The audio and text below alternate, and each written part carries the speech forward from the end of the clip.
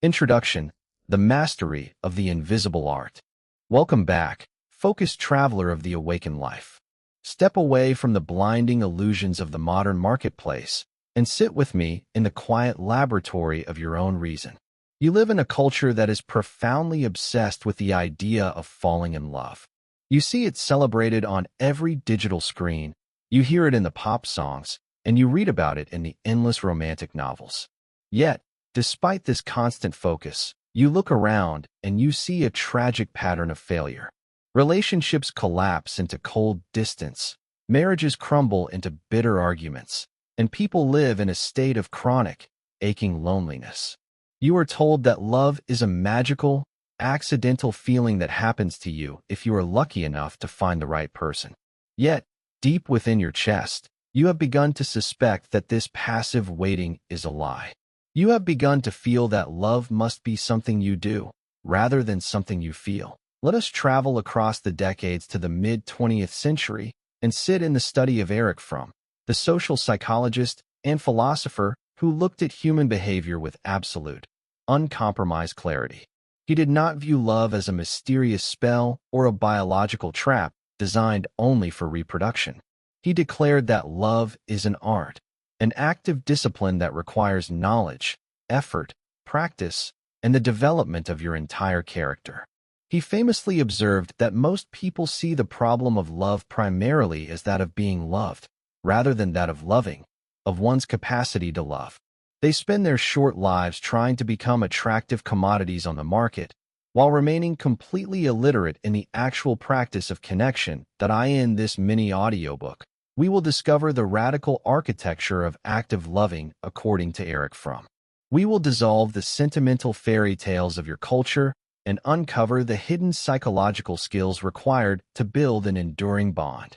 We will examine why your relationships turn into silent power struggles, how to break free from the sickness of emotional dependency, and how practicing love as an art can transform your existence from a state of isolated anxiety into a triumphant celebration of human freedom. Open the windows of your active reason. Let us begin the modern meditation that transforms love from a temporary accident into a lifelong mastery of the spirit. Chapter 1: The Marketplace of Attractive Objects. To comprehend love through the sharp lens of Erich Fromm, you must first master his critique of modern capitalistic society. He observed that your culture treats everything, including human beings, as a commodity to be bought, sold, and traded for profit. We live in an environment driven by the principles of the marketplace: speed, efficiency, and the constant search for a good deal. When you look for a partner from this commercial perspective, your entire psychology is corrupted by the laws of exchange. You look at the personality market and you try to find an attractive object that matches your own value. You calculate their physical appearance, their social status, their income, and their manners, and you ask yourself, is this the best deal I can get for what I have to offer? You call this falling in love, but Fromm warns you that it is merely a transaction between two sophisticated consumers who have agreed to merge their private businesses. This commercial approach is the very source of your deep relationship failures. Because your connection is based on an exchange, it is inherently fragile. The moment the other person loses their market value, or the moment you feel that you could get a better deal elsewhere, the illusion of affection vanishes instantly. You become quick to complain, quick to calculate, and quick to trade them in for a newer model. To find a love that endures the winter of life, you must be willing to step out of the marketplace of objects and realize that love is not a prize you capture. It is a skill you develop. Chapter 2: The Terror of Existential Isolation. Let us look deeply at the primary reason why human beings are so desperately driven to find love. Fromm taught that the deepest need of the human condition is the necessity to overcome loneliness and escape the prison of absolute isolation. To realize that you are a separate entity, cut off from nature and from others, facing a short life without your permission, creates an intense state of psychological anxiety and dread. He called this condition the terror of separateness. If you cannot find a way to break through the walls of your isolation, you will eventually lose your sanity. Humanity has designed many ways to hide from this dread. People use the collective noise of the crowd. They throw themselves into endless work routines, or they use materials and addictions to numb their minds.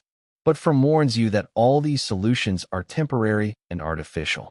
There is only one true, permanent answer to the problem of human existence: the achievement of interpersonal union, the fusion with another soul through the power of love. However, most people run into this union out of pure panic, because they cannot stand the sight of their own empty minds, because they are terrified of their own solitude. They grab onto another human being like a drowning man grabs a piece of wood. This is not the art of loving.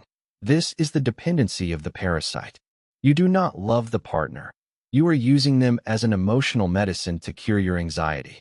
To build a connection that is clean and free, you must first learn how to face your isolation without fear, so that your union can be a conscious choice of abundance rather than a desperate contract of survival. Chapter 3: The Sickness of Symbiotic Fusion. When two people run together out of fear of isolation, they usually create a corrupted form of union that Fromm called symbiotic fusion. This is a psychological condition where two individuals merge their lives in a way that destroys their separate freedoms and halts their personal growth. It is a relationship based on mutual dependency and hidden manipulation. Fromm divided symbiotic fusion into two categories: the passive form and the active form. The passive form is masochism. This is the behavior of the person who completely submits to the will, the rules, and the ego of their partner. They become an instrument, an extension, or a slave of the other person because they are too terrified to stand on their own feet as an independent individual. They find a false security by losing themselves in a dominant master. The active form is sadism. This is the behavior of the person who seeks to dominate, control, and sculpt their partner into a convenient tool for their own validation. They use their power, their anger, or their emotional withdrawal to control the breath of their companion. They are just as dependent on the victim as the victim is on them, because their pride requires a slave to feel strong. Fromm warns that both forms are expressions of the same inner emptiness. True love is the exact opposite of symbiotic fusion. It is a union under the condition of preserving one's integrity and individuality. It is a harmony where two souls become one, yet remain two. Chapter 4: The Four Columns of the Art. Now we arrive at the absolute core of Fromm's philosophy, the defining components of productive love. He declared that love is an active power that can only be expressed if your character contains four essential qualities. He called them the four pillars of the art: care, responsibility, respect, and knowledge. The first column is care. Love is the active concern for the life and the growth of that which we love. If a person tells you they love flowers, but they constantly forget to water them, you do not believe their words. Love is not an abstract emotion. It is labor. Where there is no active care, there is no love. The second column is responsibility. In the modern world, you view responsibility as a heavy duty or a legal burden forced upon you from the outside. But Fromm reveals that true responsibility is a completely voluntary act. It is your readiness to respond to the expressed or unexpressed needs of another human being. To be responsible means to look at your companion and say, "Your survival and your psychological peace are my business." The third column is respect. Responsibility can easily turn into domination and control if it lacks the protection of respect. Respect is not fear or awe. It is the ability to see a person as they are and to be aware of their unique individuality. It means you want the beloved to grow and unfold for their own sake, according to their own nature, not to serve your convenience or validate your ego. The fourth column is knowledge. You cannot respect someone unless you truly know them. Socratic and psychological knowledge means looking past the surface behaviors and understanding the deep, hidden layers of their character. When you see your partner acting with anger, your shallow knowledge tells you to fight back.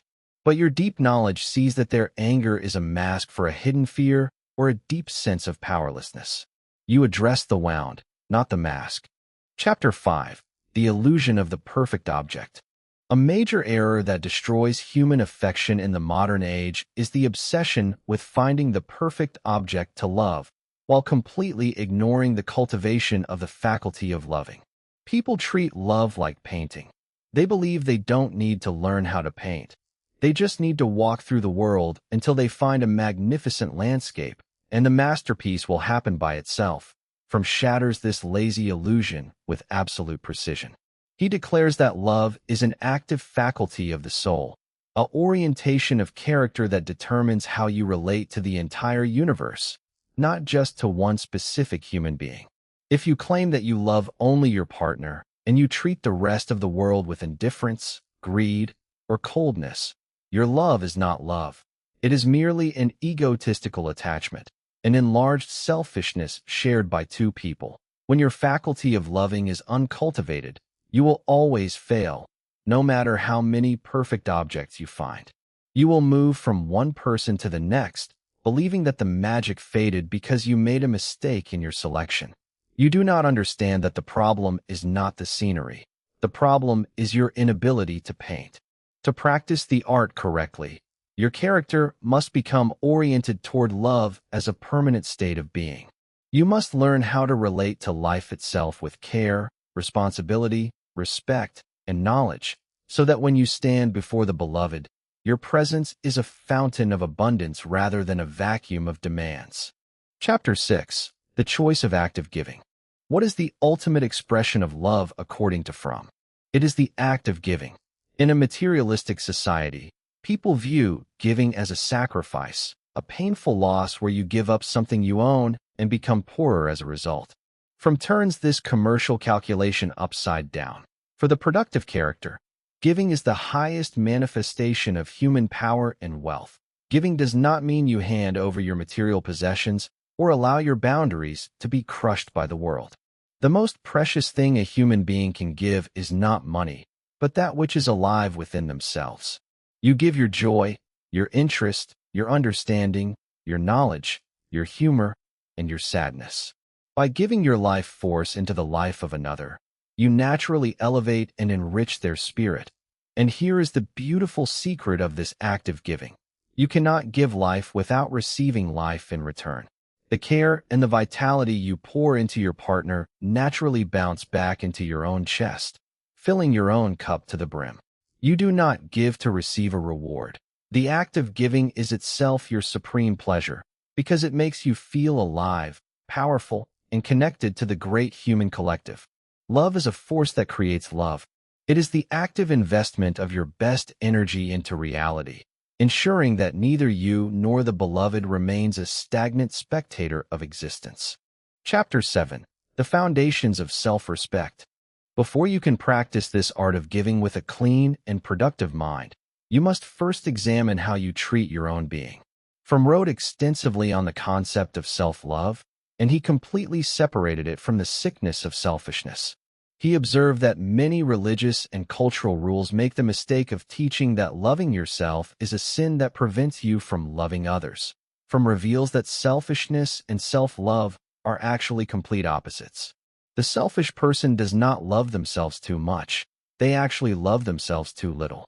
Because their inner house is empty, full of self-loathing and anxiety, they are driven by a desperate hunger to grab everything for their ego, money, honors, and pleasures, to cover their internal poverty. They are toxic consumers because they hate their own company. True self-love is the ultimate foundation for all human empathy. If it is a virtue to love your neighbor as a human being, it must be a virtue to love yourself, because you are also a human being. Your own life, your growth, your freedom, and your happiness are fundamentally valuable. You must cultivate your own mind with the same care, responsibility, respect, and knowledge that you offer to the beloved. Only when you have built a strong, self-respecting inner fortress can you become a stable, trustworthy anchor for another. You cannot give a harvest if your own fields are a desert of self-neglect. Chapter 8. The Discipline of Absolute Patience. To master any art, whether it is music, medicine, or architecture, you must accept a sovereign rule. You must practice the discipline of absolute patience. If you expect to become a master of the piano in a single week, you will throw your hands up in frustration and quit. Yet, when it comes to the art of loving, people expect total perfection, effortless happiness, and instant intimacy from the very first day. When the difficulties happen, they panic and claim that the connection is dead. Fromm reminds you that love is a slow, lifelong craftsmanship. It requires you to show up every single morning with the willingness to practice your scales. It means you must learn how to listen when you are tired, how to show respect when you are irritated, and how to maintain your responsibility when the initial emotional high is completely dry. This discipline requires an incredible maturity of character. You must step out of the modern addiction to instant results, speed, and easy convenience. A beautiful relationship cannot be manufactured by an automated application or a digital machine. It is an investment of time, shared trials, and continuous internal adjustments. You must be willing to stay in the studio of your relationship, to labor through the rough drafts, and to honor the slow, organic growth of your shared soul, knowing that a magnificent monument of human connection is worth every single drop of your patience. Chapter 9. The Practice of Full Awareness. A major obstacle to the practice of active loving is the modern habit of total distraction. We live in an environment that is designed to keep your mind in a state of continuous fragmentation. You are constantly scanning your digital notifications, running from one task to the next, and filling every silent space with noise and entertainment. Fromm warns you that a distracted mind can never love. Love requires the discipline of absolute presence. He wrote that to be concentrated means to live fully in the right now, doing whatever you are doing with total attention, without looking at the next clock.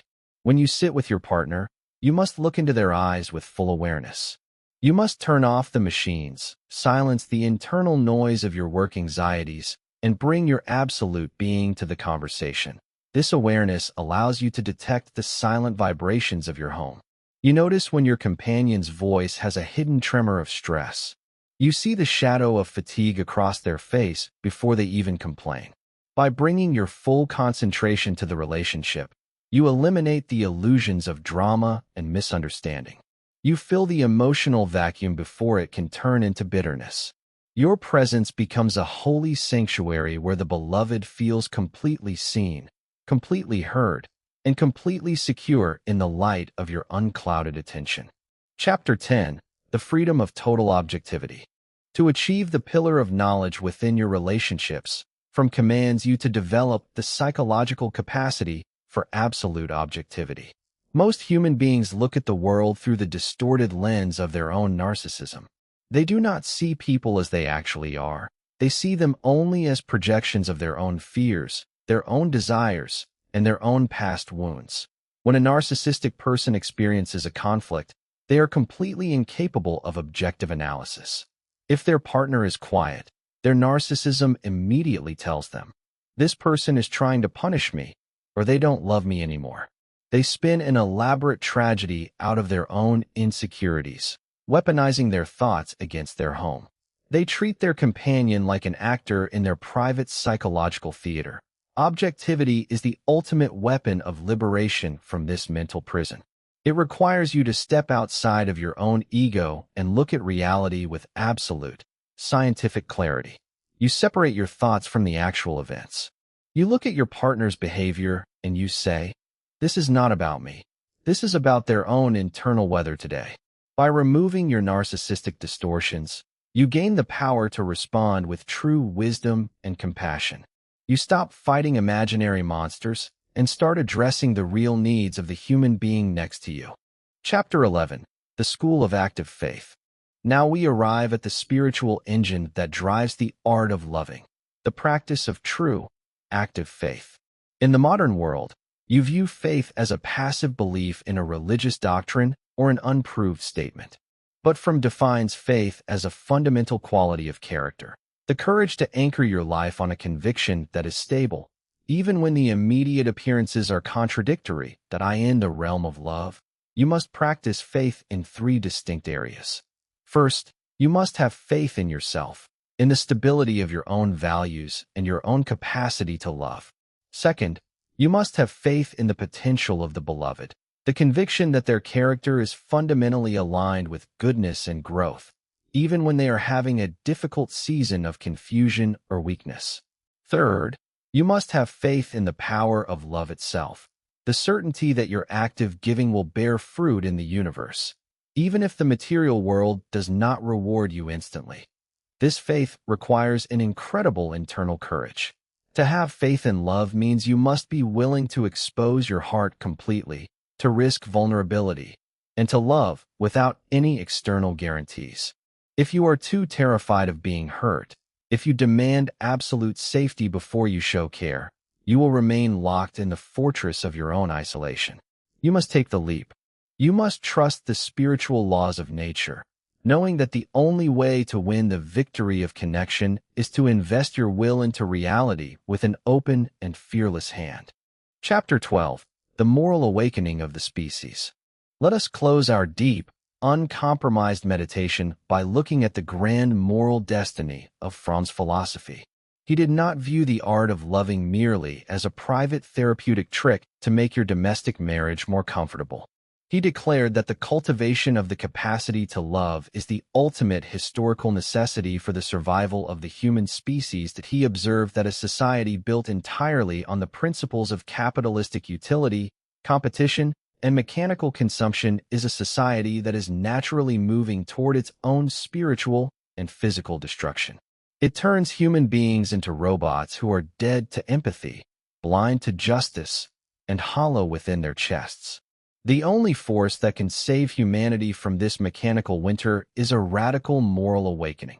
The transition from a marketing orientation to a productive orientation of character. The love you cultivate within your own home is a direct participation in this cosmic rescue mission. Every single time you choose care over convenience, responsibility over selfishness, respect over domination, and knowledge over judgment, you are striking a blow against the darkness of the world. You are pouring life into the collective body of humanity. Walk firmly in this majestic awareness. Know that your small, daily practice of active loving is a sacred building block of my Father's kingdom, and let your life be a perfect monument of wisdom and peace. Conclusion: become the artist. My beloved traveler of the clean reality, lift your eyes from the foggy trenches of the romantic marketplace. Do not allow your short, precious life to be wasted on a passive waiting for a magical accident that will never come. You are not a commodity to be traded, nor are you a puppet designed to chase fleeting chemical rushes.